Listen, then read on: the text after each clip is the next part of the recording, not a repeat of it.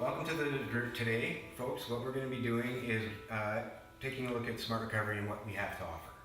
But before I do that, what I'm going to do is start off with a little bit about my story and my history. I've actually been acting out in addiction since the age of 12. At the age of 21, I was hurt really badly in a car accident, severely brain injured. By 2005, I needed recovery real bad. So I checked into Detox. Detox took me to Alberta Health. After there, I went to Alberta Health Services.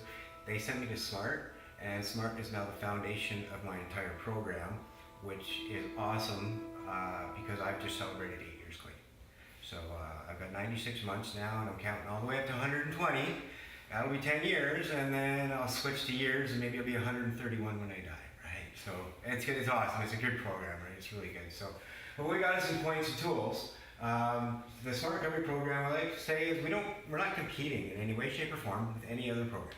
What we want people to do is to get out there, find out every little possible thing available to you in recovery, then you can take all the bits of, parts of, or none of these programs and personalize our approach to recovery.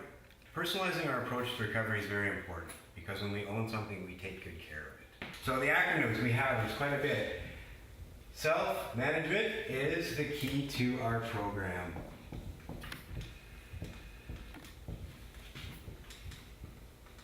Self-management. What one person does for their recovery to stay clean and the next person needs to do to stay clean doesn't matter. What I do to get my head to the pillow clean at the end of the day is what this is all about. So, self-management. What one person does and the next person do and the next person do, it doesn't matter what they do. It's because I'm personalizing my approach by self-managing my recovery. And for me that includes a lot of different, I have a psychologist and I attend the 12 steps and I've got Smart Recovery and I've got a psychologist and I've got all these things going in my life, but it's my path, right? So self-management is key.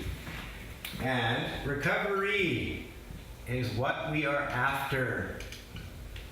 Abstinence is where we start, forcing ourselves not to do something, not to take something, not to drink something. But if I'm always focused on what I don't want to be doing, I'm actually thinking about it right all the time. Don't drink, don't use, don't drink, don't use, don't drink, don't use. All I'm hearing is drink, use, drink, use, drink, use, drink, use. So boom, abstinence is where we start, force myself not to. Recovery is when I take the next step in life. And then it's a gift that I'm giving myself. And it's a valuable gift. It's a gift, so I do daily maintenance to take care of this gift. So recovery, and I am not a therapist. We do not provide therapy. You cannot deny the therapeutic value of the rooms of Smart, but we do training. Training. Tools, tips, techniques, and strategies, ways to stay clean on a daily basis. So training is important. Look at the Olympic athletes. They train for 4 years for one event.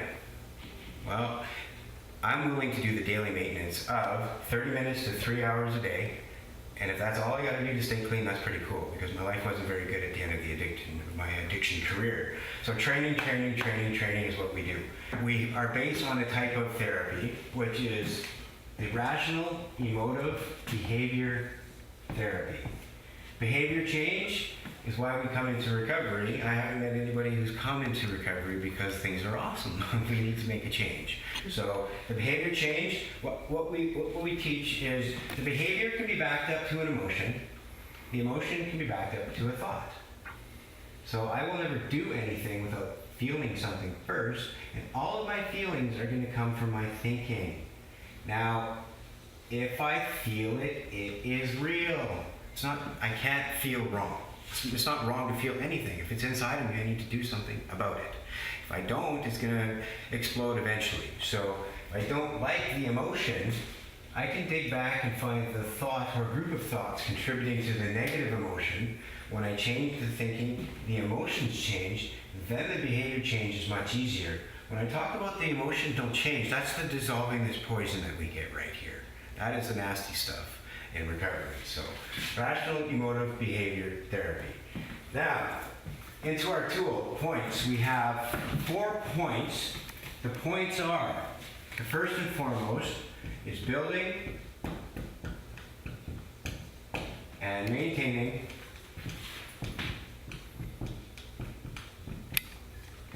motivation. Motivation to be clean. Where do we get motivation? Above the bottom. And that's awesome. And that's awesome motivation, right? And where is the bottom? The bottom is when you put the shovel down. It's a choice. I don't have to hit anybody else's bottom. It's my bottom. I've had enough. I put the shovel down. That's what we work on.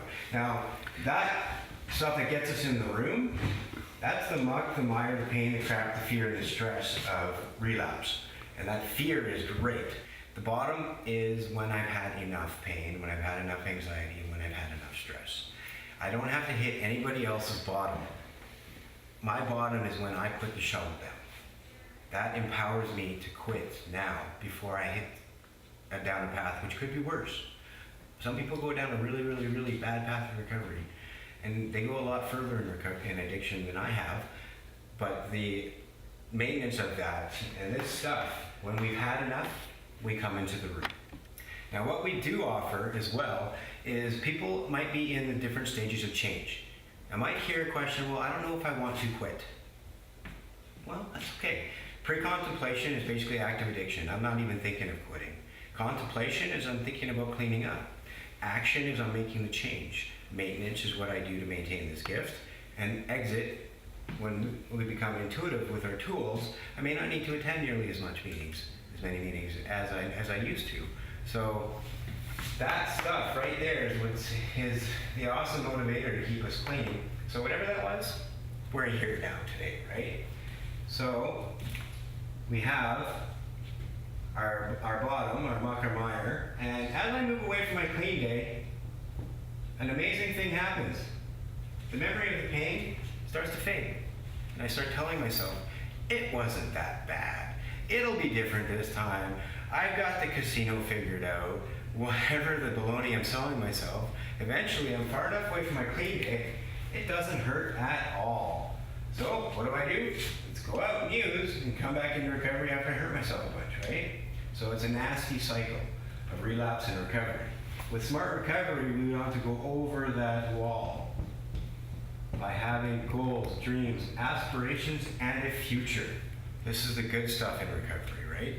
Now we have a tool that will remind me of this negativity, not if, but when my thinking might go sideways and I need a kick in the butt.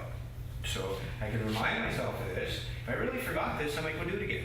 So I have a tool for this, but when I got here, the whole point was learn to live clean. I wake up clean every day, and I'm learning to live life now. And that's the power of our program, is what we do is move on, right? How do we deal with urges and cravings?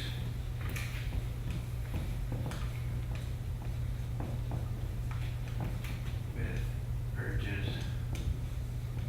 and cravings. The urge is I want it. The craving is I need it. We learn a bunch of facts about urges and what they really are. I'm going to give you 3 facts about what an urge is today. And I'm going to give you 3 tools that we can use. So, and since an urge is just a thought, what I do is I think 24 hours a day. I'm awake and I'm thinking, I'm sleeping and I'm dreaming and I'm thinking, I'm always thinking, right? And is it natural to think of using if that's my only coping mechanism? Absolutely. Is it natural to think of using to enhance the party? Absolutely. Is it natural to think of using to numb out? Of course. But they are thoughts. Now, in and of themselves, they are harmless. Nobody OD'd, relapsed, got their kids taken away thinking of using. I act out, then I get in trouble. So in and of themselves, they can be highly uncomfortable, but they are harmless because they're just thoughts. And you know what? Urges are natural. What do we have? Hungry, angry, lonely, tired, thirsty. All I heard was use, use, use, use, use. Now, have something to eat, calm down, phone somebody, take a nap, drink some water. The urge goes away. And I'm not even using anything, right? So it's pretty cool. So thoughts about the urges and cravings. And you know, I get urges since they're just thoughts. Craving I haven't had in a many, many, many years. So basically, the urges come. I don't have cravings because I know how to deal with my urges by using our tools. That's what we're going to teach you how to do, right? This can also be the self-management of our thoughts, feelings, and behaviors.